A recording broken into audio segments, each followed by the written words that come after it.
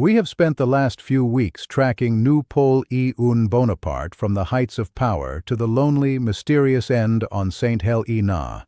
But today, we are visiting the final stop on that epic journey. We are going to the ultimate resting place of the emperor. It is one of the most recognizable, beautiful, and slightly controversial monuments in the world. Welcome, friends, to a deep dive into the gravesite of Napoleon.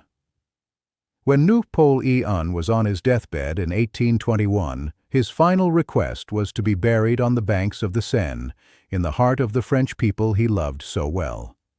But the British had other ideas. They didn't want him to be a symbol, so they buried him in a valley on Saint Helena under a willow tree, in a tomb with no name. But as we covered in Part 3, King Louis-Philippe brought him home in 1840 during the Retour des Cendres, the return of the ashes. The goal wasn't just to bring his body back, it was to create a temple to the Napoleonic legend. And for that, they needed the perfect location, Les Invalides. This building wasn't just a museum, it was, and still is, a hospital and home for war veterans. By placing Napoleon here, the French government was making a powerful statement. They were physically surrounding the emperor with the soldiers who had bled for his empire. When you walk into the main chapel, you are hit by a spectacle that can only be described as awe-inspiring. You stand under a massive gilded dome. It is nearly 350 feet high. But you don't look up, you look down. Napoleon is not buried under the floor. He is buried in an open circular crypt cut into the foundation. To see the tomb, every visitor must bow their head. It is a brilliant bit of architectural power play. Even in death, Napoleon commands your respect. The sarcophagus itself is massive. It looks like purple marble, but it is actually a red quartzite stone shipped all the way from Finland. It rests on a green granite base. Inside this gigantic structure, Napoleon is contained within 6 nested coffins, one of tin, mahogany, lead, ebony, and oak, symbolizing his complexity and perhaps the desire of his former enemies to keep him permanently contained. If you look around the circular gallery, you will see a series of low reliefs celebrating his great achievements: the creation of the Code Napoleon, the rebuilding of French infrastructure, and the establishment of the Legion of Honor. It is not just a grave, it is a curriculum vitae carved in stone. But here is the irony. The man who tried to conquer all of Europe, the man who was exiled twice by his enemies, is buried in a monumental tomb paid for and built by the same French nation that had declared him an outlaw just decades earlier. Les Invalides is a place where politics, memory, and ego all collide. It is beautiful, it is excessive, and it is the perfect final resting place for a man who did nothing by halves. So, when you see that massive red sarcophagus, do you see a hero who deserved this golden tomb? Or do you see a tyrant whose legacy needed to be managed with propaganda? Let me know your thoughts in the comments.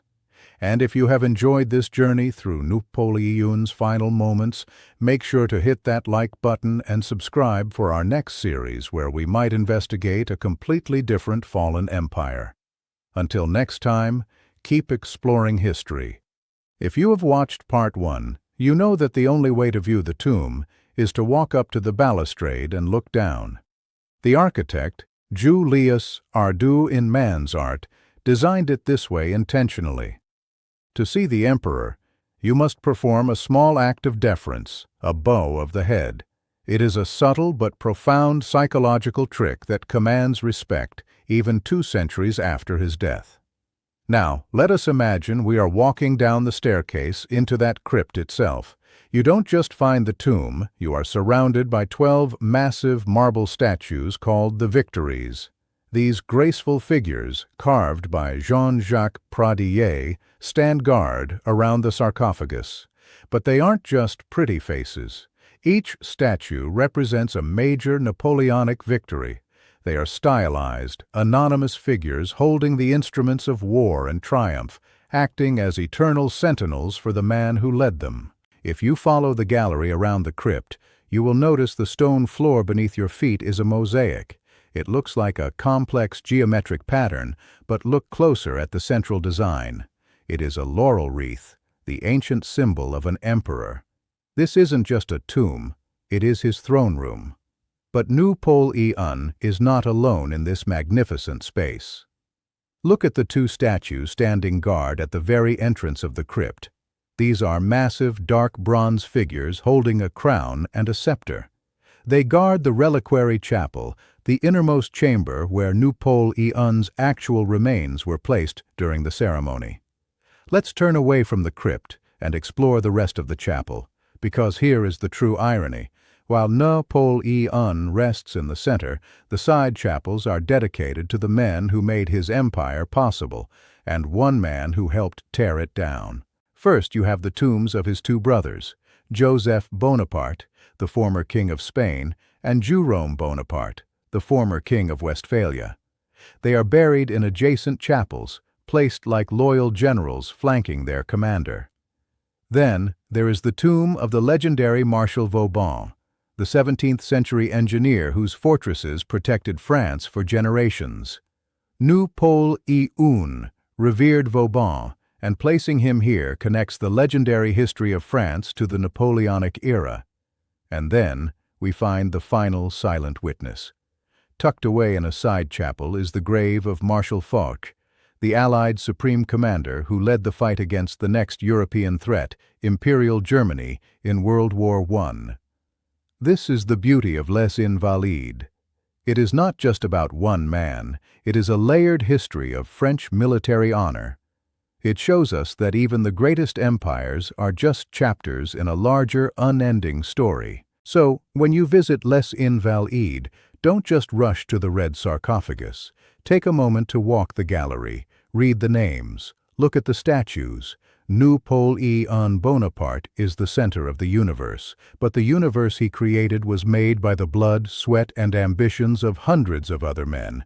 Think you know where Napoleon Bonaparte is buried? Think again. Most people know his massive red tomb in Paris, but the journey to get there was absolutely wild.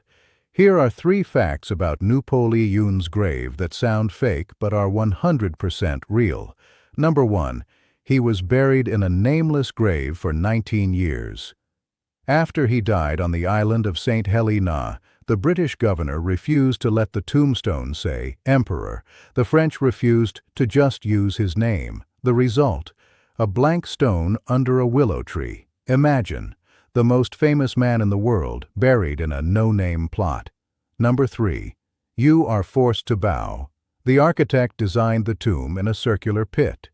To see the emperor, you have to lean over the railing and look down. This forces every single visitor to bow their head in a final act of respect. Even in death, Napoleon is still the boss. This conclusion is designed to tie together the entire series, from the battlefields to the lonely exile and the golden tomb. It's written for a reflective, high-quality TTS voice to leave your viewers with a lingering thought about the nature of power and legacy. So here we are at the end of the road. We have followed Napoleon Bonaparte from the sun-drenched streets of Corsica to the height of his power as the master of Europe. We watched the collapse of his dreams in the Russian snow, his final stand at Waterloo, and the quiet, agonizing years on the rock of Saint Helena. We have debated the mystery of his death and walked the hallowed halls of his final resting place at Les Invalides. What is the ultimate takeaway from the life of a man who burned so bright and fell so far? Standing before that massive red sarcophagus in Paris, it is easy to get swept up in the grandeur. The gold, the marble, and the statues make him look like a god of war. But the real Napoleon was a man of contradictions. He was a champion of the law who crowned himself emperor. He was a genius of the battlefield who left hundreds of thousands of his own men to freeze in the East. He was a reformer who brought Europe into the modern age, but he did it through fire and blood. The tomb at Les Invalides isn't just a place to store a body. It is a monument to an idea.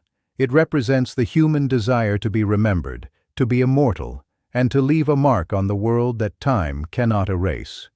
Whether you view him as a hero who saved France or a tyrant who nearly destroyed Europe, you cannot deny that the world we live in today was shaped by his hand.